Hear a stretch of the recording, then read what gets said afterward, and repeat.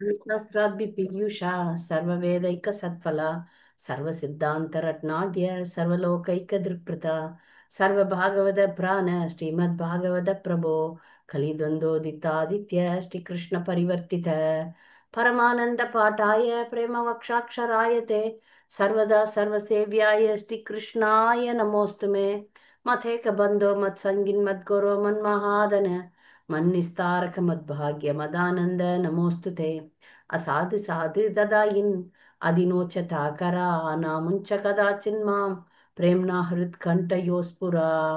ஓ எல்லா வேத இலக்கியங்களிலிருந்து கடைந்தெடுக்கப்பட்ட அமிர்தமே, வேதங்களின் மிக முக்கியமான ஆன்மீக பழமே, எல்லா தத்துவங்களின் முடிவுகளான ஆபரணங்களை கொண்டவரே, உலக மக்களுக்கு ஆன்மீக பார்வையை கொடுப்பவர் மற்றும் வைஷ்ணவர்களின் உயிர் மூச்சாக விளங்குபவரே, பகவானே நீர் கலியுகத்தின் இருளை போக்குவதற்காக உதித்த சூரியன். உண்மையில் நீர் எங்களிடம் திரும்பி வந்த கிருஷ்ணர். ஓ ஸ்ரீமத் பாகவதமே, உங்களுக்கு என் பணிவான வணக்கங்கள்.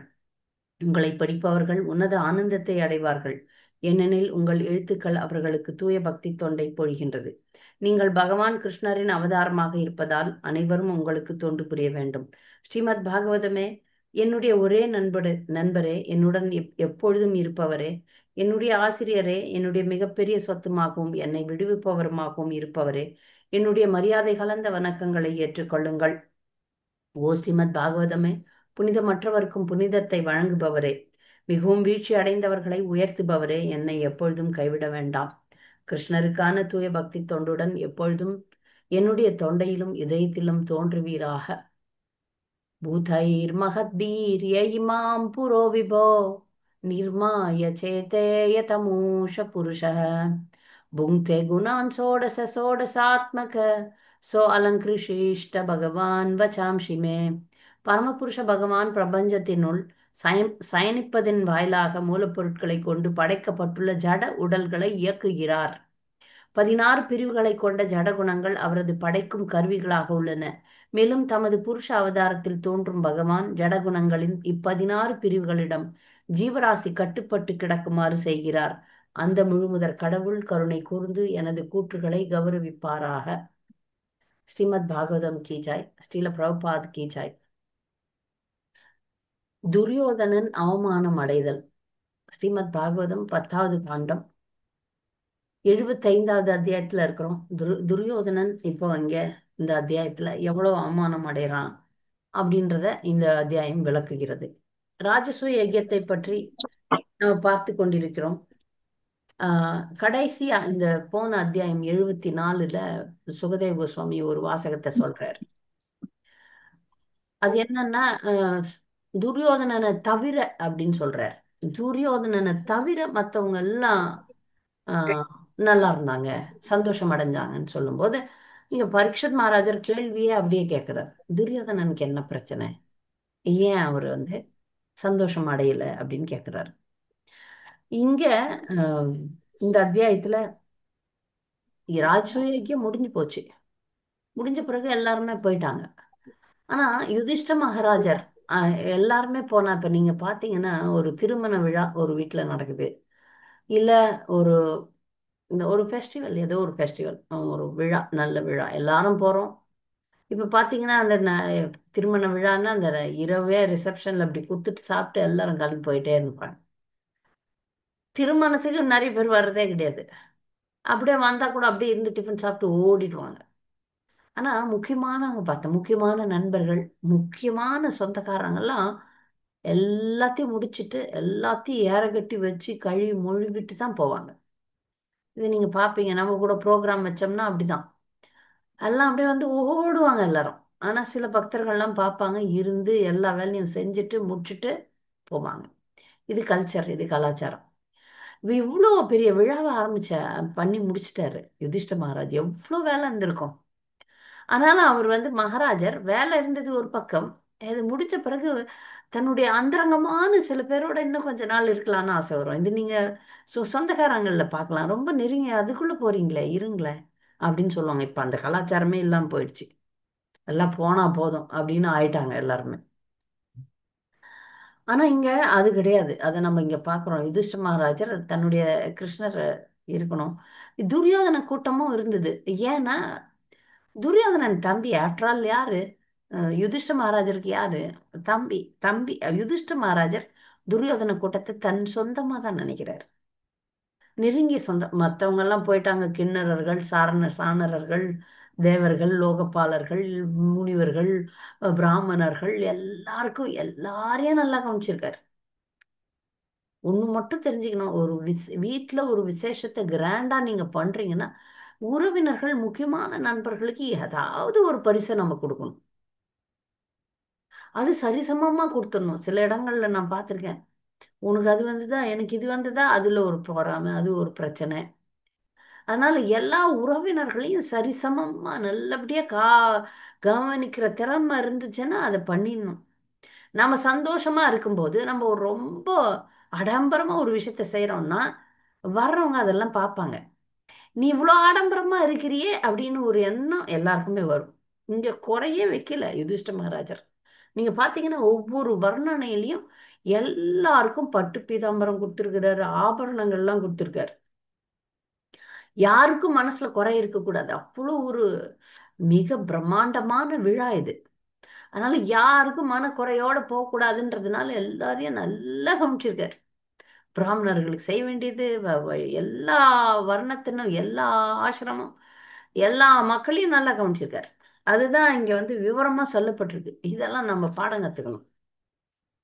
யார் யாரை எப்படி எப்படி கவனிக்கணும், எந்தெந்த விழாவில் யார் யாருக்கு என்னென்ன கொடுக்கணும். இப்போ ஒரு ஒரு வீட்லயே ஒரு ஹவுஸ் ப்ரோக்ராம் வைக்கிறீங்கன்னு வச்சுக்கோங்க, இல்ல ஒரு வீட்லயே ஒரு விழா நடத்துறோம்னு வச்சுங்க, பக்தர்களையும் சரி, உறவினர்களையும் சரி, எப்படி நல்லா கவனிக்கணும் அப்படின்றத. இல்ல சில பேருக்கு விலை உயர்ந்த பரிசு கொடுக்கலாம், சில பேருக்கு வந்து இப்ப வீட்டுல ரொம்ப சொந்தம்னா அவங்களுக்கு விலை உயர்ந்த பரிசு கொடுப்போம்.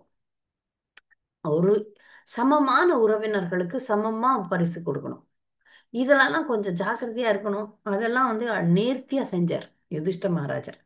இங்க பாத்தீங்கன்னா எல்லாரையும் திருப்திப்படுத்தணும் அப்படின்னு நினைச்சு ஆரம்பிச்சார். இந்த இதுல வந்து உறவினர்கள், நெருங்கிய உறவினர்கள்லாம் ஒரு ஒரு வேலை எடுத்து செஞ்சாங்க. துரியோதனனும் நெருங்கிய உறவினன் தான். அதனால பாத்தீங்கன்னா இங்க வர்ணனையில வருது பாருங்க, ஸ்லோகம் 4-7 பாத்தீங்கன்னா, துரியோதனன் வந்து ஒரு வேலை செய்யறான். என்ன வேலை பண்றான்? அர்ஜுனன் வந்து பெரியவர்களுக்கு, முதியவர்களுக்கு பணிவிடை செய்தான். நகுலன் வந்து பொருட்கள் எல்லாம் சேகரிச்சான். சகதேவன் விருந்தாளிகளை கவனித்தான். பீமன் வந்து சமையல் கட்டுக்கு அதிகாரியா இருந்தான். துரியோதனன் பொக்கிஷத்துக்கு அதிகாரியா இருந்தான். இப்ப நீங்க பாத்தீங்கன்னா திருமணத்துல கூட முக்கியமானவங்க யாராவது இந்த பொண்ணு பக்கத்துலயோ பையன் பக்கத்துல ஒருத்தர் நிப்பாங்க. அது வர்ற கவர்லாம் பொண்ணே கையில வச்சு நிக்க முடியாது. அதனால அது முக்கியமானவங்க யார் இதை தூக்கிட்டு ஓடாதவங்களா பார்த்து வைப்பாங்க. யாருக்கு அவங்களுக்கு நம்பிக்கை இருக்குதோ அவங்கள வைப்பாங்க. இப்போ துரியோதனன் பார்த்தீங்கன்னா பொக்கிஷத்துக்கு அதிகாரியா வச்சிருக்காங்க. இருந்திருக்கிறான், அவன் வேலை செஞ்சிருக்கான். ஏன்னா முக்கியமான இன்னர் சர்க்கிள்ல தான் துரியோதனன் வரான். முக்கியமான விருந்தினர், முக்கியமான உறவினரா தான் துரியோதனன் இருக்கிறான்றது இதுல இருந்து தெரியுது. அப்ப யுதிஷ்டர் தன்னுடைய தம்பிகளுக்கு சமமா தான் துரியோதனனை நினைச்சிருக்கிறார் அப்படின்றது தெரியுது. அதுக்கப்புறம் ஒரு உற்சவம் நடந்திருக்கு. என்ன உற்சவம்னா இதெல்லாம் வந்து நெருங்கிய சொந்தக்காரர்கள் மட்டும் செய்யறது. இப்போ அப்போ கிருஷ்ணர் இருந்திருக்கிறார். கிருஷ்ணர் அவருடைய ராணிகள், பாண்டவர்கள் அவர்களுடைய ராணிகள், எல்லாரும் வந்து போய் குளிச்சிருக்காங்க. இதுலயும் வந்து பல வர்ணனைகள் வந்து வருது. இதுல வந்து சில தாசிகள் கூட சேர்ந்திருக்கிறாங்க, சில பெண்கள்.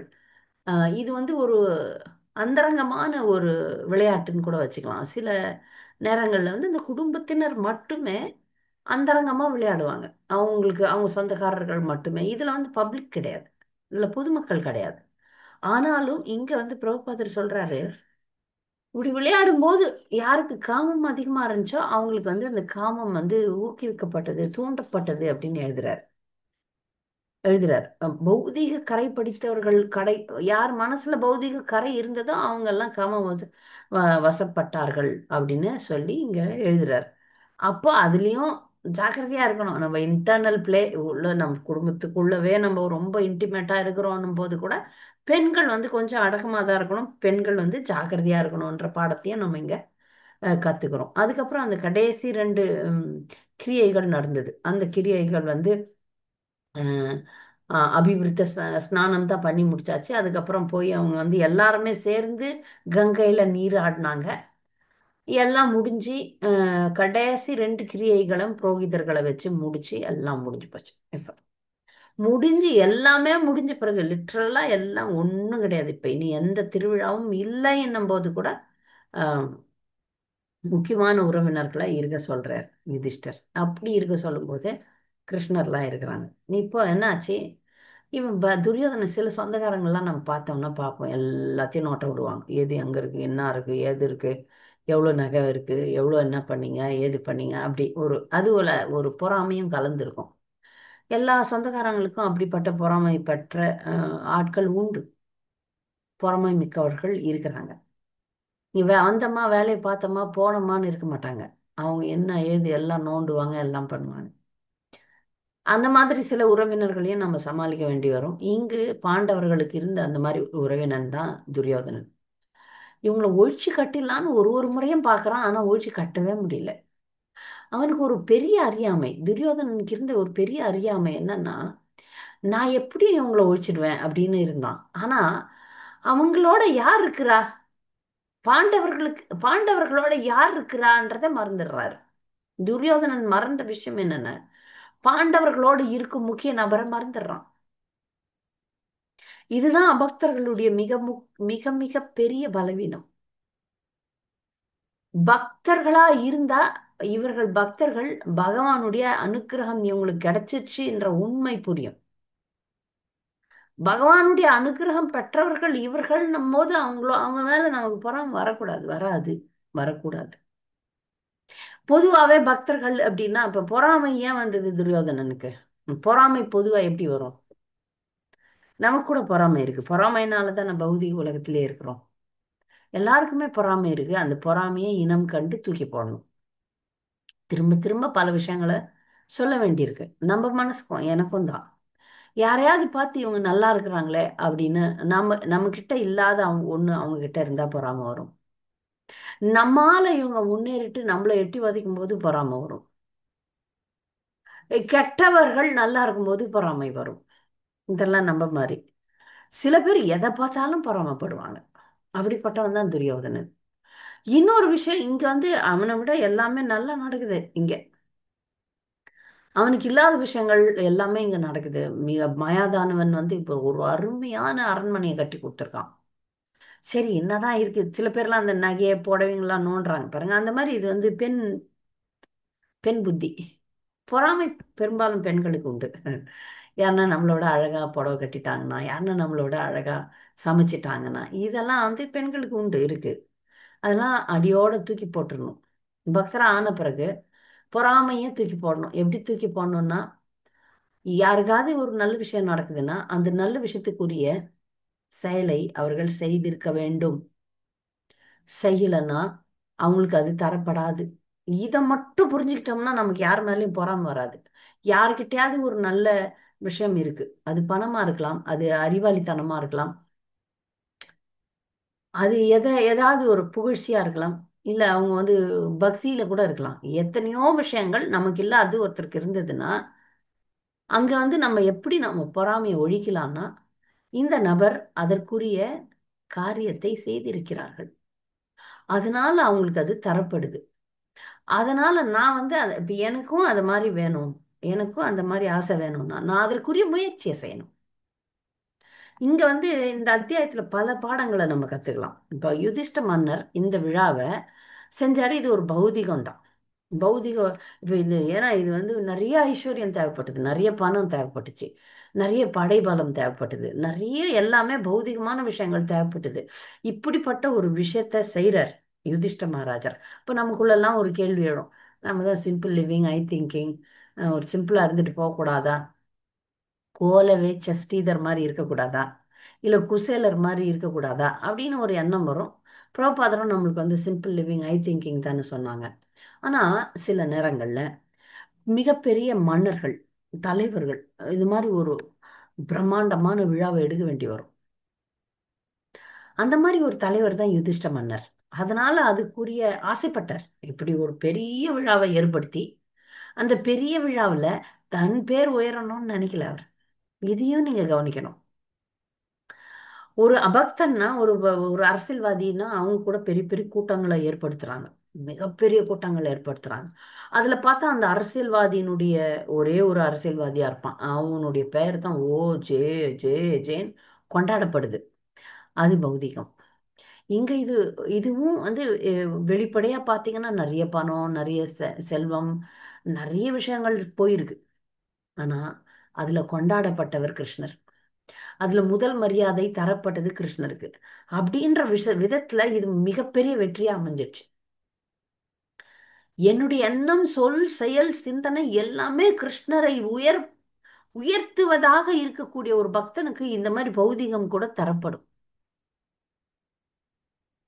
அகாம காமோவா மோக்ஷ காம உதாரதி தீவிரேன பக்தி யோகேன எஜேதே புருஷம் பரம்னு ஒரு ஸ்லோகம் நம்ம ஆரம்பத்துல படிச்சிட்டோம். அகாம சர்வ காமோவா. உனக்கு காமமே இல்லை, அகாமன்னு ஆசையே இல்லை, பரவாயில்ல. சர்வ காமோவாய் நிறைய ஆசை இருக்கு. சரியா? மோக்ஷ காம, மோட்சத்துக்கு போகணும்னு ஆசை கூட இருக்கு. என்ன விஷயமா இருந்தாலும், உனக்கு ஆசை இருந்தாலும் சரி, ஆசை இல்லைனாலும் சரி, மோட்சத்துக்கு போகணுன்னாலும் என்ன பண்ணணும்? தீவிரேன பக்தி யோகேன எஜேதே புருஷம் பரம். நீ உலகத்துல நீ பௌதிகவாதியாவே இருக்கணும்னு நினைச்சுக்கிறியா? ஆசையா இருக்குது உனக்கு, நிறைய அடையணும், நிறைய சுகம் அனுபவிக்கணும்னு என்ன அது இருக்குதுன்னா, அதுக்கு கூட வழி பாகவதம் சொல்லுது. அல்டிமேட்டா நாதனம் நா ஜனம் நா சுந்தரிம் கவிதாம் வா ஜெகதீஷ காமையே மம ஜன்மனி ஜன்மனீஸ்வரே பவதாத் பக்தராயித்து கீத்துவை தான் கரெக்டு. ஆனா எல்லாரும் அந்த நிலைக்கு போக முடியுமா? முடியாது. படிப்படியா தான் போகணும். சரி, படிப்படியா நம்ம வந்து திருமணம் செய்து கொண்டோம், பணம் சம்பாதிக்கிறோம், எல்லாம் இருக்கு. அப்படி செய்யும்போது ஒரு விழாவை எடுக்கிறோம் அப்படின்னா யுதிஷ்ட மகாராஜர் மாதிரி எடுக்கணும் அப்படின்றத நம்ம இந்த பாடத்துல இருந்து கத்துக்கிறோம்.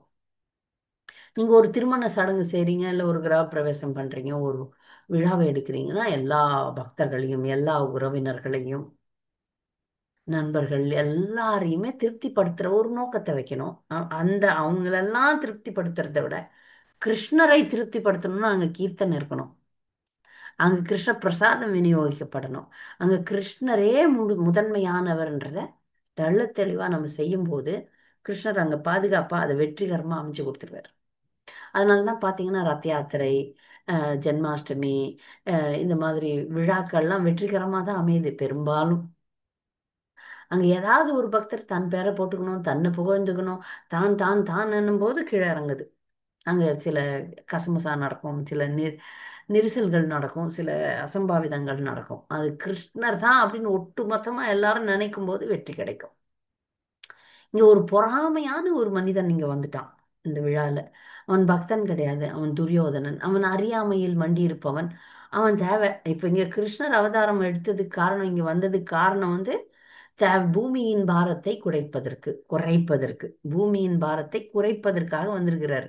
அதனால சில அம், அசுரர்களையும் சில பேருக்கு சில வில்லன்கள் தேவைதானே இந்த நாடகத்துல. அவங்களெல்லாம் இங்க அனுமதிக்கிறார் கிருஷ்ணர். அப்படிதான் வந்து அவன் வந்து துரியோதனன் இந்த கூட்டத்துல வந்துட்டான். இப்போ துரியோதனனுடைய பொறாமை வந்து நிச்சயமா நம்ம யாருக்கும் இருக்கக்கூடாது. அவன் தன்னுடைய சகோதரர்கள் மேல பொறாமைப்படுறான். அந்த பொறாமையில தான் அந்த அரண்மனையை போய் நோக்கி பார்க்கறான். அந்த அரண்மனைக்கு போறான். அந்த அரண்மனையை மாயாதானன் ரொம்ப அருமையா வடிவமைச்சிருக்கான். சில நேரத்துல போனா இப்போ நாம கூட சில இடங்கள்ல நடந்து போனோம்னா இப்படி தானா கதவு திறக்கும். அது தெரியாதவங்க எல்லாம் போய் டக்குன்னு இடிச்சுப்பாங்க.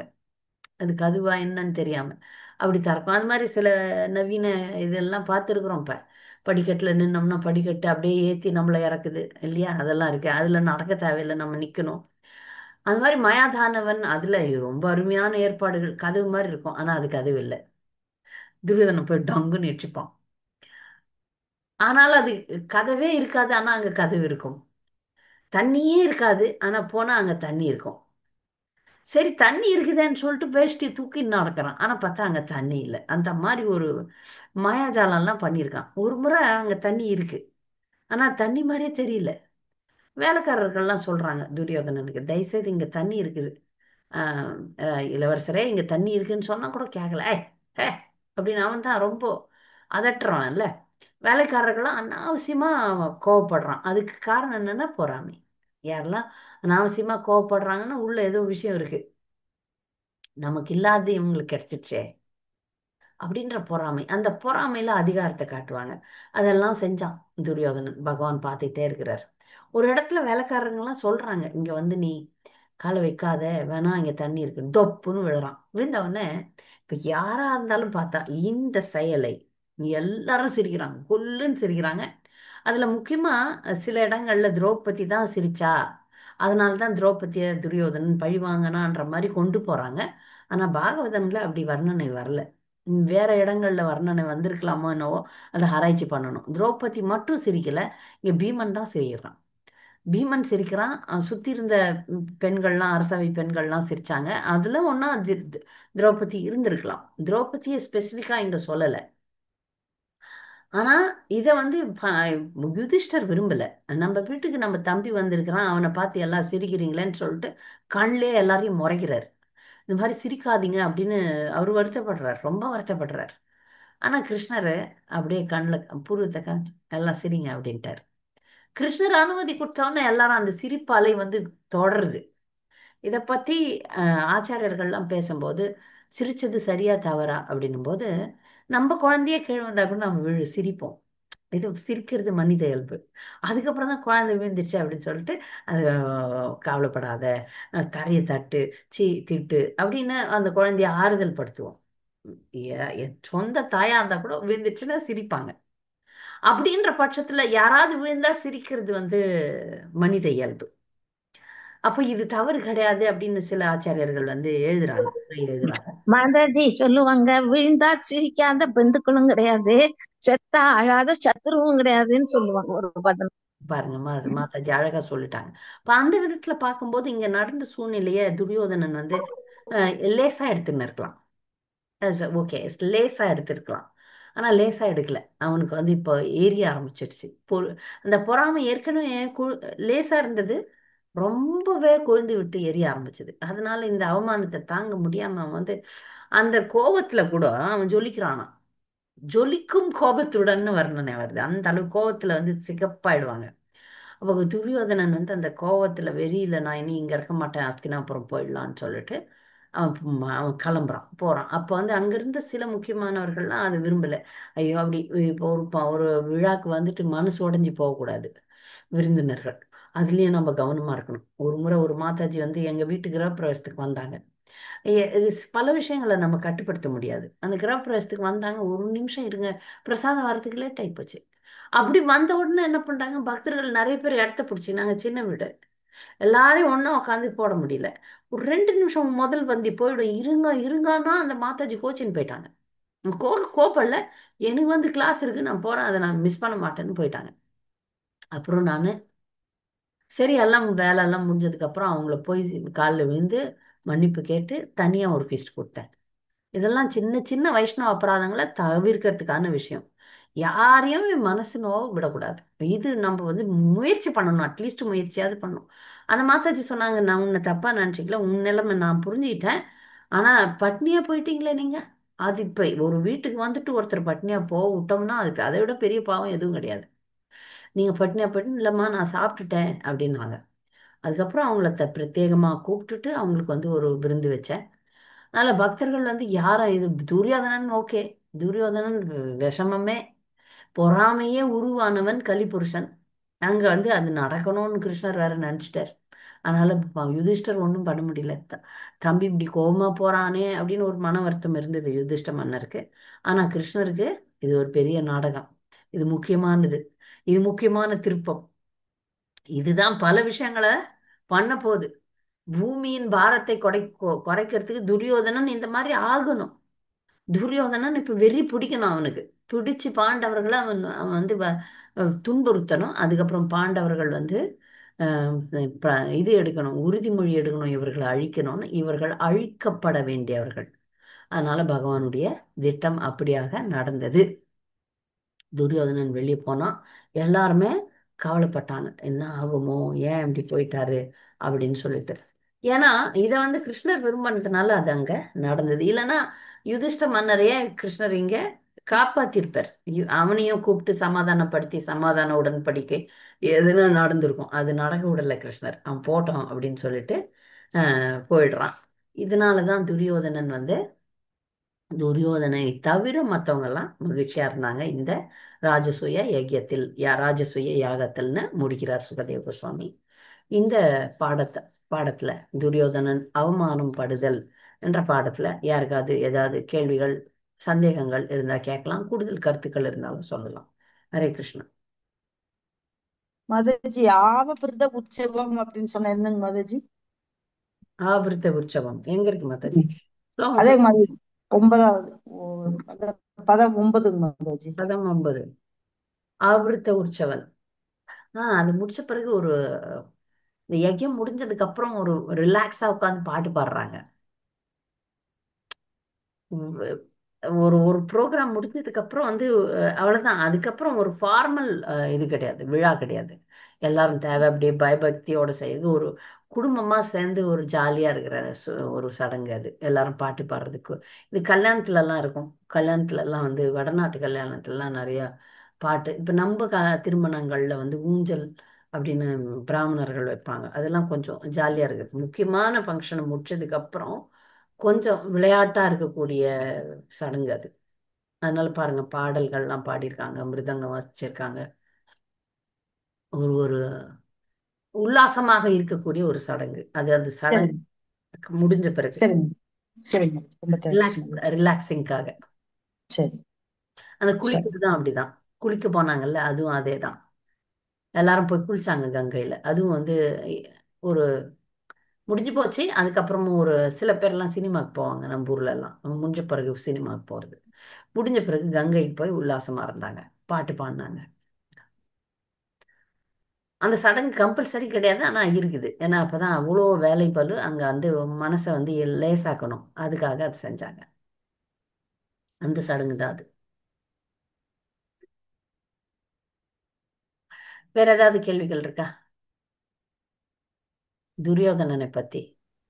அவருக்கு தான் வருது முதல் ஸ்லோகத்துல காட்சி பாக்கத்துல. 9வது ஸ்லோகத்துல ஆவபிரத உற்சவம் சமாதானப்படுத்தி இது வேற அது வேற. அந்த ஸ்நானம்ன்றது வந்து அது அதுக்குரியது. அந்த அவர் வந்து யார் முக்கியமான வரும், யுதிஷ்டர் தான் இதுல வந்து முதன்மை தலைமை தாங்கி நடத்துறாருல, அவரை குளிக்க வைக்கிறது தான் அந்த ஸ்நானம். இது வந்து ஒரு பாட்டு பாடி கச்சேரி வச்சு ஜாலியா இருக்கிறது.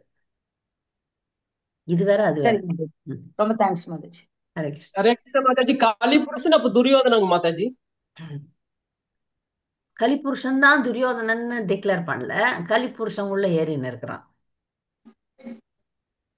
ஓ ஹரே கிருஷ்ண மாதா जी थैंक यू माता जी தடோத்ரா மாதா जी थैंक यू மாதா ஹரே கிருஷ்ண மாதாஜி ஹரே கிருஷ்ணா. அது ஆன்மீகத்துல இருந்தானே வரப்பட்ட ஆளா தானே துரியோதன் மாதாஜி? இந்த சண்டைக்காக வரப்பட்ட ஆக்கள்லாம் மாதாஜி அவரும் ஒரு ஆள். எப்படியா இருந்தாலும் இப்ப அவருக்கு நெகட்டிவ் ரோல் மாத்தாச்சு. அப்படித்தான் எடுக்கலாமே மாதாஜி. அங்க இருந்து வந்தவர் நல்லவர், ஆனா இங்கே கொடுக்கப்பட்ட ரோல் அப்படி. இப்ப ஜெய அப்படியா விஜயன் மாதாஜி? மாதிரி இல்ல. ஆ ஜெய அப்படி இல்ல. விஜயன் ஜெய விஜயன் வந்து இரண்யாக்ஷ இரண்ய கசிபு வந்தாங்க Yeah. கம்சன். அந்த மாதிரி சொல்லப்படல துரியோதனன். இப்ப மகாபாரதத்தை படிச்சாதான் தெரியும் துரியோதனன் யாருன்ட்டு. ஆனா இப்போதைக்கு நம்மளுக்கு அவன் வந்து இந்த இந்த லீலையில அவன் கெட்டவன் தான். ஓகே மாதாஜி ஹரே கிருஷ்ணா. ஹரே கிருஷ்ணா மாதாஜி. தாண்டவபுரணா மாதாஜி. ம். மாதாஜி எங்க சிஸ்டருடைய சோல் போயிடுச்சு மாதாஜி. நேத்திக்கு ஓ. ஹரே நேத்திக்கு நடந்தது மாதாஜி. ஹரே கிருஷ்ணா. ஆழ்ந்த அனுதாபங்கள், ஆழ்ந்த ஆமா அனுதாபம். ஹரே மாதாஜி. கிருஷ்ணா. நேத்து போயிடுச்சு மாதாஜி. சரி இன்னைக்கு அவங்க வீட்டுல தான் இருக்கேன். சரி. நடக்கும் பண்ணிட்டேன் நேத்தியம். ஓ. பணம் செலவு பண்ணி அந்த ஆத்மாவை காப்பாற்ற முடியல மாதாஜி. விதி வந்தா போய் தான் ஆகணும் மாதாஜி, யாரா இருந்தாலும். மாதாஜி. விழுந்த அன்னைக்கே போயிடுச்சு. ஆனா ஹாஸ்பிட்டல்ல வேணும்னு பணத்தை கொண்டு தான் வச்சிருந்து டிராமா ஆடி கொண்டு வந்து நேத்து தான் பிரச்சனை பண்ணி தான் பாடியை வாங்கிட்டு வந்தோம். ஆபரேஷனல் பண்ணாங்களா மாதாஜி? பண்ணியாச்சு மாதாஜி. பண்ணினா பிறகுதான் பிரச்சனையும். அதுதான் 50 லட்சம். இல்ல மாதாஜி, அது 2 வாரம் இருந்தாதான் அவ்வளவு 20 lakhs ஆபரேஷன் மட்டும். மறுநாளே வேற ஒரு ஹாஸ்பிட்டல் கொண்டு வந்துட்டோம். சரி சரி சரி. இப்ப இந்த பாட சம்பந்தமா முடிச்சிடலாமா? பாட கேள்வி யாருக்குன்னா இருக்கா? எதுக்காக ஹரே கிருஷ்ண மாதாஜி. கேளுங்க. கிருஷ்ணரை பத்தி தெரியாதவங்க கூட நல்லா தானே மாதாஜி உலகத்துல இந்த இந்த மெட்டீரியலிஸ்டிக் வேர்ல்ட்ல ஹாப்பியா இருக்கிறாங்க. கொஞ்ச நாள்ல நல்லா இருக்கிற மாதிரி இருக்கும், ஆனா கஷ்டப்படுவாங்க மாதாஜி. ஆனா நிறைய ஆத்மாக்கள் வந்து பணம் பொருளோட நல்லா அனுபவிச்சுட்டு தானங்க மாதாஜி இருக்காங்க. மேபி அவங்க முன்ன பிறவியில அவங்க கிருஷ்ண பத்தி தெரிஞ்சனால, அவங்க செல்வத்தை அனுபவிக்கிறனால, இந்த பிறவியில தெரியாம கிருஷ்ணர் தெரியாம இருந்தா கூட அந்த பொருளோட சந்தோஷமா இருக்காங்களாங்க மாதாஜி? இப்ப இது வந்து பெரிய கேள்வி. இந்த கேள்விக்கான பதில பிரபுபாதர் அடிக்கடி அடிக்கடி தன்னுடைய புத்தகங்கள்ல சொல்றார். இந்த பௌத்திகவாதிகள் இந்த உலகத்துல சுகம் அனுபவிக்கிறாங்க அப்படின்னு நாம நினைக்கிறோம் பாருங்க. அந்த அறியாமையை தயவுசெய்து எடுத்துருங்க. பௌதிகவாதிகள் ஏதோ பௌதிக சுகம் அனுபவிக்கிறாங்க, ஆனா அது நிரந்தரமானது இல்லை. இதுக்கு ஒரே ஒரு இது வந்து இதை பத்தி ஒரு நாள் ஃபுல்லா கிளாஸ் கொடுக்க முடியாதனால நீங்க பெரிய கேள்வி கேட்டுட்டீங்க. ஆனா நான் சுருக்கமா தானே பதில் சொல்லணும். இப்ப பௌதிகமா எது இருக்கோ, இப்ப கிருஷ்ணர் இல்லாம பௌதிகமா ஒருத்தர் அனுபவிக்கிறாங்கன்னு பாருங்களேன், அது இன்பமா இருந்தாலும் துன்பம் தான். எப்படின்றதுக்கு பிரபுபாதர் ஒரு அடிப்படையில புத்தகங்கள்லாம் படிச்சீங்கன்னா புரியும். ஒரு ஒட்டகம் வந்து சப்பாத்தி கள்ளி சாப்பிடுது. அந்த ஒட்டகம் நினைச்சுக்கிது எனக்கு சப்பாத்தி கள்ளி ரொம்ப டேஸ்டா இருக்குதுன்னு மென்னு மென்னு சாப்பிடுது. ஆனா அதுல உண்மை என்னன்னா, அந்த சப்பாத்தி கள்ளி சாப்பிடும்போது அந்த சப்பாத்தி கள்ளியில இருக்கிற முள்ளு ஒட்டகத்தை குத்தி ஒரு ரத்தம் வருது. அது தன் ரத்தத்தையே சாப்பிட்டுக்கிட்டு நல்லா இருக்கிறேன்னு நினைச்சுக்குது. பௌதிகவாதிகள் ஆடு மாடு சாப்பிட்றாங்க, சுகபோகங்களை அனுபவிக்கிறாங்க, என்னென்னவோ பண்றாங்க. ஆனா அது எப்படின்னா அந்த சப்பாத்தி கள்ளி சாப்பிட்ற மாதிரி தான். அவங்க சுகபோகங்களை அனுபவிச்சா கூட அந்த அந்த அந்த சந்தோஷம் நிரந்தரமானது இல்லை. அந்த சந்தோஷம் நாம வந்து அதை பார்த்து மயங்கவே கூடாது. இது மட்டும் நல்லா தெரிஞ்சுக்குங்க.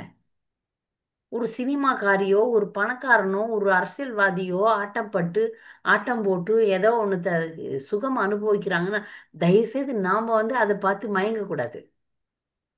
இதுங்கெல்லாம் சுகமா இருக்குது, இதுங்கெல்லாம் நல்லா இருக்குதுங்களேன்னு. பன்றி மலம் தின்று கொண்டு நான் சுகமாக இருக்கிறேன்னு நினைக்குது. அதை பார்த்து நம்ம அதை ஆசைப்பட முடியுமா? அது நிரந்தர சுகமே கிடையாது.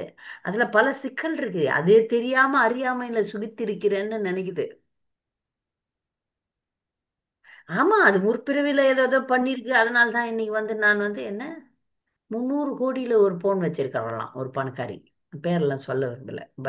பார்த்தாங்கன்னா மாட்டிக்குவேன் நான். 300 கோடியில போன். அந்த அம்மா போன் வச்சுட்டு அப்புறமா அந்த அவங்களது விழாலாம் அந்த அம்மா ரொம்ப வயசான பொம்பளை. அதெல்லாம் மேக்கப் போட்டுன்னு ஆடுது. அதை பார்க்கறானுங்க பேசாம எல்லாம். எனக்கு தெரியும் நீ என்ன இவ்வளோ பணம் இருந்து ஒரு அதனால அந்த வந்திருக்கிறவன ஒரு வயதான பெண் டான்ஸ் ஆடினா யாருக்குன்னா பிடிக்குமா? 16 வயசு ஆடினா பார்க்கலாம். ஒரு நல்ல 60 வயசு கேள்வி நல்லா மேக்கப் போட்டு டான்ஸ் ஆனா நமக்கு பிடிக்காது. ஆனா அந்த கூட்டம் அந்த பணக்கார கூட்டம் அப்படியே ரசிக்குது ரசிக்குது. இதை பார்த்து நாம பொறாமப்பட முடியாது. மற்றவர்கள்லாம் வேணா அதுக்கு பணம் இருக்குது, அது என்ஜாய் பண்ணுது, அதனா வாழுது. ஆனா அது ஒரு அறியாமையில் இருக்குதுன்னு நமக்கு தெரியணும். முற்பிறவியில பண்ண புண்ணியம் தான் அதுக்கு ஏகப்பட்ட கோடான கோடி எத்தனையோ கோடி கொடுக்கப்பட்டிருக்கிறது. ஆனால் அது அறியாமையில் இருக்கிறதுன்றத நாம் புரிஞ்சுக்கணும். அந்த சுகம், அந்த பௌதிக சுகம் நிரந்தரமானதில்லை. இது நம்ம அது மாதாஜி இது யாரால அறிய முடியும்னா அந்த ஹரே கிருஷ்ணா மந்திரம் சொல்றவங்க பிரபுவாதா சொல்ல நம்ம நல்ல கேட்டு பக்தர்களாலதான், முதிர்ந்த பக்தர்களாலதான். இல்ல உயர்ந்த பக்தர்கள் இல்ல பக்தர்கள் இல்ல ஆமா பக்தர்கள் கூட மனசுல அடடா அவங்க போயிடும். இருக்கிறாங்களேன்னு அடிக்கடி தோணுது பக்தர்களுக்கு கூட. அவங்க எல்லாம் நல்லா இருக்கிறாங்க, நான் பக்திக்கு வந்துதான் இவ்வளவு கஷ்டப்படுறேன்னு நிறைய பேர் பேசுறாங்க. அது மட்டும் இல்ல, நாம அபக்தர்களா இருந்திருந்தா இன்னும் அடி வாங்கியிருப்போம். அபக்தர்களா இருந்திருந்தா இன்னும் அறியாமையில இருந்திருப்போம். அது இவங்க கேட்ட கேள்வி என்னன்னா, அவங்க பண்ண புண்ணியத்துல நிறைய பணம் இருக்குது. நிறைய பணம் இருக்கிறது சுகத்தை தராது. எது உண்மையான சுகம் தரும்னா அது பிரம்ம சுகம்தான். எப்ப நான் இந்த உடல் அல்ல, நான் கிருஷ்ணரின் சேவகன்னு முழுமையா உணர்றீங்களோ அதுதான் உண்மையான சுகம். அதை நோக்கி தான் நம்ம எல்லாம் பயணிக்கிறோம். இதெல்லாம் இந்த சப்பாத்தி கள்ளி தின்ற இல்ல மலம் தின்கின்ற பன்றியின் சுகம். அது வந்து உலகத்துல அப்படி தெரியுது. இப்ப இவங்க பணம் நிறைய வச்சிருந்தா அவங்க நல்லா இருக்கிற மாதிரி நம்ம ஒரு அறியாமை நமக்குள்ள வரக்கூடாது. இருக்கலாம். அது ஒரு புண்ணியம் பண்ணா அதுக்கு பணம் கிடைக்கும். ஒரு புண்ணியம் பண்ணா ஒரு சுமாரான வாழ்க்கை நான் பார்த்துருக்கேன். சில பேர்லாம் ஒரு கஷ்டமும் இல்லாம வேலைக்கு போவாங்க, நிறைய பணம் சம்பாதிச்சுப்பாங்க, வீட்டுல அழகாவே இருக்கும். கணவன் மனைவி அழகா இருப்பாங்க, குழந்தைகள் அழகா இருக்கும், நல்ல வேலைக்கு போகும், எல்லாமே டாக்டரா இருக்கும், எல்லாமே இதா இருக்கும், எல்லாமே அதா இருக்கும். ஆனாலும் கிருஷ்ணர் மைனஸா இருந்த அந்த வாழ்க்கை அந்த வாழ்க்கை சரி மலம் தின்றும் பன்றி பன்றி இப்ப போய் கேட்டு பாருங்க, நான் பர்ஃபெக்ட்லி ஆல்ரைட் இருந்தோம். நாரதரா யாரோ ஒருத்தர் கூட அந்த மாதிரி பண்ணியா வந்து நாரதர் நான் இல்ல, இங்கே இந்திரன் இந்திரன். இந்திரன் போய் அந்த மாதிரி பன்றிய போய் நீ கேளுப்பா, நீ எப்படிப்பா சுகமா இருக்கு, சுட சுட வருது சாப்பாடு. என்னுடைய சேத்துல வேற வாழுது, அதுக்கு தெரியாது. அது போலதான் சுகம் அனுபவிக்கிறேன்னு நினைச்சிட்டு இருக்கிற பணக்காரர்கள், புகழை பெறுபவர்கள், அறிவாளிகள், மேதாதிகள், இது தத்துவவாதிகள், இதை பேசுறாங்க அதை பேசுறாங்க, என்னென்னோ பேசுறாங்க. நான் சமுதாயத்தை நடத்தி கொண்டு செல்கிறேன்னு நினைக்கிறாங்க. எல்லாரும் இந்த மாதிரி ஒரு விஷயத்துலதான் இருக்கிறாங்கன்ற பக்தர்களால நாம புரிஞ்சுக்கணும். ஆமா, அவங்க முன்னாடி ஏதோ புண்ணியம் பண்ணியிருக்கிறாங்க, அதனால அழகான உடல். முன்னாடி முன்னாடி செஞ்ச புண்ணியத்துக்கான ஐஸ்வர்யம், பணம், படிப்பு எல்லாம் இருந்தா கூட அறியாமைன்ற மாயையில அறியாமையினால இருக்காங்க அப்படின்னு நாம நமக்கு தான் புரிஞ்சுக்கணும். நாம புரிஞ்சுக்கணும். ஆமா. அதை மட்டும் நாம புரிஞ்சுக்கணும். இப்போ சரிதா, புரியுதா மாதாஜி உங்களுக்கு நான் சொன்னது? இது வந்து புரியுதுங்க நிரந்தரம் மாதாஜி. இல்லைங்கிறத புரிஞ்சுக்கணும். இது நிரந்தரம் இல்லைங்கிறத கேள்வி கேட்டாங்களே, நான் கேட்கிறேன் பதில். புரியுதுங்க மாதாஜி. அவங்க லட்சுமி கடாட்சத்தோட இருக்கிறாங்க மாதாஜி. லக்ஷ்மி கடாட்சம் எப்படி சொல்ல முடியும்? லக்ஷ்மி வரமாட்டா. லக்ஷ்மி பக்தர்கள் கிட்ட தான் இருப்பா. அவங்க கிட்ட இருக்கிறது மாயா. மாயலட்சுமி. மாயா லக்ஷ்மின்னு எப்படி சொல்லுவீங்க? மாயாவை போய் லக்ஷ்மின்றீங்க. மாயா வேற, லக்ஷ்மி வேற. மாயா வேற, ஸ்ரீதேவி வேற, மூதேவி வேற. இது வந்து மாயை. அவங்களுக்கு பணம் கொடுக்கப்படுது. அது ஏன்னா அவங்க முன்னாடி புண்ணியம் பண்ணாங்க, அதுக்காக பணம் கொடுக்கப்படுது. ஆனா அவங்க வந்து ஒரு போலி சுகத்துல இருக்கிறாங்க. நான் வசதியா புரியுதுங்க. இருக்கிறேன், நான் அதா இருக்கிறேன், நான் இதா இருக்கிறேன்றாங்க. ஆனா அது வந்து ஒரு மாயை அப்படின்றத நீங்க புரிஞ்சுக்கினீங்கன்னா போதும். குழந்தையோட அழகான உடலோட ஆஹ் அதெல்லாம் முற்பிறவியில வருமானத்தோட செஞ்ச புண்ணியம். அதுதான். ஆனா அதை விட மிகப்பெரிய புண்ணியம் எது தெரியுமா?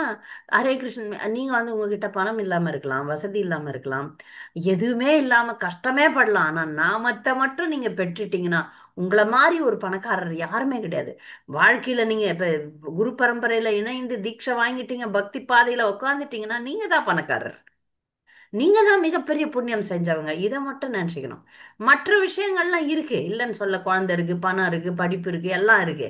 ஆனா கடைசியில ஜீரோ. ஏதவான் சாங்கியா யோகாபியாம் ஸ்வதர்ம பரிநிஷ்டயா ஜென்மலாப பரபும்சாம் அந்தே நாராயண ஸ்மிருதி. நீ உலகத்துல என்னன்னா அனுபவி, நீ யாரானா இருந்துட்டு போ, கடைசியில உனக்கு நாராயணனுடைய நினைவு வரலன்னா உன் வாழ்க்கை வேஸ்ட். இது அதாவது நம்ம பக்தர்கள் அபக்தர்களை பார்த்து அவங்க நல்லா இருக்கிறாங்கன்னு நினைக்க கூடாது. அவ்வளவுதான். நல்லா இருக்கிற மாதிரி ஒரு தோரணை தான். புரியுதா உங்களுக்கு? அவங்க கிட்ட லக்ஷ்மி வர்றதுக்கு வாய்ப்பே கிடையாது. இருக்கிறது மாயை. அந்த மாயை என்ன பண்ணும்? பலார்னு ஒண்ணு வைக்கும். அது அவங்க அறியாமல் நாங்க சுகமா இருக்கிறோம் அப்படின்னு வாழறோம். சரியா? ஆனாலும் மாதாஜி அவங்க கொடுக்குற அந்த பணம் அவங்க நம்ம கிருஷ்ணர் கோயிலுக்கு அவங்க அந்த மாயால இருந்தா கூட ஒரு செகண்ட் அவங்க நல்ல மனசு வந்து கிருஷ்ணர் கோயிலுக்கு வந்து அத்தனை பணத்தையும் கொண்டு வந்து இங்க கொடுக்கும் போது அது வந்து புனிதமாயிடுதுங்களாங்க மாதாஜி? அது வந்து பக்தி புண்ணியமா சேர்ந்துரும். ஓகேங்க மாதாஜி. அது நல்லதுதான். அப்ப அது நல்லதுதான். அவங்களுக்கு கொஞ்சம் கொஞ்சம் முன்னேற்றம் ஏற்படும். அது நல்லது, கண்டிப்பா நல்லதுதான். ஏன்னா ஏதாவது ஒரு விதத்துல ஒரு ஜீவன் வந்து கிருஷ்ணருக்கு சேவை பண்ணுதுன்னா அது கண்டிப்பா ரொம்ப நல்லது. அவங்களுக்கு அதுவும் அடுத்த பிறவியில அவங்க பக்தியில முன்னேறதுக்கு வாய்ப்பை தரும். அது பக்தி புண்ணியமா மாறிடும். அது நல்லது. சரியா? புரியுதுங்க மாதாஜி. அதை அது பத்தி நாம மயங்க கூடாது. அது சேர்க்கணும், ஐயோ அவங்க புண்ணியம் பண்றாங்க. நிறைய பேருக்கு வந்து நாம நிறைய பணம் டொனேஷன் பண்ணணுன்ற ஒரு, ஏன்னா அது சில நேரங்கள்ல கோயில்ல அப்படி பண்ணுவாங்க. நிறைய டொனேஷன் பண்ணாதான் அவங்களுக்கு முன்னாடி எடுத்துன்னு போய் வைப்பாங்க. அதுக்கெல்லாம் நாம மயங்க கூடாது. நான் நிறைய முறை மாயப்பூர்ல வந்து வி வி வி விஐபிஸ் எல்லாம் முன்னாடி நிப்பாங்க. இப்ப ஜென்மாஷ்டமி வரும், நாங்கெல்லாம் பக்தர்கள் பிரச்சாரம், அடி மட்டத்துல இருந்து வேலை செய்யற பக்தர்கள் எல்லாம் கூட ஓரம்தான் கட்டப்படுவோம். ஆனா அதுக்கெல்லாம் பயப்படக்கூடாது, அதுக்கெல்லாம் ஏங்கவும் கூடாது. பாத்தீங்கன்னா அங்க முன்னாடி பெரிய பெரிய ஆளுங்கெல்லாம் அதுங்க ஏதேதோ கண்ட துணியை போட்டுன்னு வருவாங்க, அதுங்களுக்கெல்லாம் முன்னாடி இடம் கொடுப்பாங்க. அது ஒரு காரணத்தினால பக்தர்கள் அப்படி பண்றாங்க. அதை பார்த்து நம்ம பயப்படக்கூடாது, அதை காத்து மயங்கவும் கூடாது. எனக்கு முதல் மரியாதை கொடுக்கலையா வருத்தமே படக்கூடாது. தெளிவா இருக்கணும். அது அது அது அதாவது அவங்க அதுக்கு அன்னைக்கு மட்டுமே வருவாங்க. அவங்க கவனம் இப்படி வேடிக்கை பார்த்து நிக்குங்க. நாம வந்து அன்னைக்கு மிக முக்கியமான நாள்னு சொல்லிட்டு கிருஷ்ணரை தியானம் செய்யணும்னு இருக்கும்போது இதுங்கெல்லாம் வந்து முன்னாடி நமக்கு ரொம்ப டிஸ்ட்ராக்ஷனா வேற இருக்கும். அதெல்லாம் நம்ம பொருட்படுத்தக்கூடாது. அதை பற்றி கவலையும் படக்கூடாது. ஸோ பணம் கொடுத்தா நல்லதுதான், அவங்களுக்கு புண்ணியம் வரும். அதுலயும் இருக்கு, எந்த மனநிலையில நம்ம கொடுக்குறோன்றதும் இருக்கு. எதற்காக கொடுக்குறோம், எந்த மனநிலையில கொடுக்குறோம், அப்படி நான் கொடுக்குறேன்ற எண்ணம் இருந்தாலும் மைனஸ். பல சிக்கல்கள் இருக்கு அதுலயும். ஏதோ ஆனா பணம் கொடுக்குறாங்க, பக்தர்கள் அதனால மகிழுறாங்க, அதனால அவங்களுக்கு கொஞ்சம் விஷயங்கள் நடக்கும். நித்யா மாதாஜி. ஹரே கிருஷ்ண மாதாஜி, தண்டசனா நன்றி பிரணவ். மாதாஜி. பலதேவர் வந்திருக்காரு இல்ல மாதாஜி, பர்சனல் எக்ஸ்பேன்ஷனா கிருஷ்ணரோட எக்ஸ்பேன்ஷனா இருக்காரு. இப்ப துரியோதனன் பண்ற அட்ராசிட்டிஸ்லாம் வந்து பலதேவர் ஆனா டைரக்டா எப்பயுமே அவரை வந்து சொன்னதில்லை இல்ல மாதாஜி. சம்டைம்ஸ் கிருஷ்ணர் எந்த அளவுக்கு எதிர்ப்பு காமிச்சாரோ அந்த அளவுக்கு பலதேவர் காமிச்சதில்லை. ஆஸ் அ ஸ்டூடெண்டா அவருக்கு துரியோதனன் ஸ்டூடெண்ட்ன்றதுனால லைக் அந்த கனெக்ஷன் எனக்கு புரியல. பலதேவரோட விஷன் துரியோதனன் மேல இருந்தது எனக்கு எப்படி எடுத்துக்கணும்ட்டு புரியல. ஒரு வீட்டுல அம்மா அப்பா இருக்கிறாங்கன்னு வச்சுங்களேன். அப்பா ரொம்ப ஸ்ட்ரிக்டா இருக்கலாம், அம்மா வந்து போன போது விடுங்க அப்படின்னு சொல்றாங்கல்ல, நடக்கும் தானே அது. இப்ப கிருஷ்ணர் வேற இல்ல, பலதேவர் வேற இல்ல, ரெண்டு பேரும் ஒண்ணுதான். சரி, எக்ஸ்பான்ஷனா வந்தாரு, அவனுக்கு கொஞ்சம் கன்செஷன் கொடுக்கலாம். ஒரு ஜீவனுக்கும் கடவுள் வந்து கன்செஷன் கொடுப்பாரு, சான்ஸ் கொடுப்பாரு, வாய்ப்பு கொடுப்பாரு. அப்படியும் திருந்தல, தீ விடுவார். அதாவது பகவானே தான். கிருஷ்ணருக்கும் பலராமருக்கும் ஒரு வித்தியாசமும் கிடையாது. ஆனாலும் சரி, இண்டிவிஜுவாலிட்டி இருக்கு. பலராமர் அவனுக்கு ஒரு வாய்ப்பு, அவருக்கு தெரியாதா இவன் கெட்டவன்னு? அவருக்கு தெரியாதா இவன் திரௌபதியை பண்ண அட்டூழியம்? எல்லாம் தெரியும். மன்னிக்கிறதுக்கு ஒரு வாய்ப்பு கொடுக்கிறார். கடவுள் எப்பொழுதும் வாய்ப்பு கொடுப்பார், இத நம்ம கத்துக்கிறோம். நாம் திருந்துவதற்கு கடவுள் எப்பொழுதும் வாய்ப்பு கொடுப்பார். அததான் நான் பலராமர் கிட்ட இருந்து கத்துக்கிறோம். பகவானுடைய ஒரு ஆஸ்பெக்ட், ஒரு ஒரு ஒரு ஒரு குணம், அவர் கருணை வாய்ந்தவர். அவர் தண்டிக்கும் மரண தேவனாகவும் நிக்கிறார். ஆனா நீ திருந்தணும்னு நினைச்சா அவர் அதுக்கும் வாய்ப்பு தரார். இப்போ ஒருவேளை துரியோதனன் பலராமர் கிட்ட வந்து போதும், நான் என்னை மன்னிச்சிருங்களேன் அப்படின்னு சொல்லியிருந்தா எல்லாமே முடிஞ்சு போயிருக்கும். அது ஒரு ஜீவனுடைய தனி சுதந்திரம். நீ வந்து பக்தி எடுத்துக்கிறியா எடுக்கலையா, கிருஷ்ணர்கிட்ட சரண் அடையிறியா இல்லையா. சரண் அடைஞ்சிருந்தா இதெல்லாம் நடந்தே இருக்காது. அவன் சரண் அடையவில்லை. வாய்ப்பு கொடுத்தும் சரணடையாதவர்கள் இருக்கிறார்கள்ன்றது உதாரணமா நிக்கிறான் துரியோதனன். வாய்ப்பு எப்போதும் கொடுக்கப்படும் ஜீவராசிகளுக்கு திருந்தறதுக்கு. என்ன பாவம் பண்ணாலும் திருந்தறதுக்கு வாய்ப்பு கொடுக்கப்படும். அதுக்காக பாவம் செய்யலாமா? செய்யக்கூடாது. ஆனா திருந்தறதுக்கு வாய்ப்பு கொடுத்தாங்க, திருந்தல, அப்படியும் திருந்தல. இந்த மாதிரிதான் உலகம் முழுக்கவே செயல்படுது. திருந்தாத ஜென்மங்கள் அப்போ அவங்களுக்கு வந்து கர்ம வினை அடிக்கும், தூக்கும். சரணடைஞ்சிங்கனாலே உங்களுக்கு வந்து எல்லா கிருஷ்ணரை முழுசா சரணடையணும். அந்த சரணடைதல்ன்றது வாயில சொல்றது கிடையாது, 100% சரணடைதல். அப்போ உங்களுக்கு வந்து எல்லாத்தையும் அவருக்கு பாத்துக்கிறார். நல்லா புரிஞ்சது மாதாஜி. தேங்க்யூ. ஹரே கிருஷ்ணா. கிருஷ்ணா.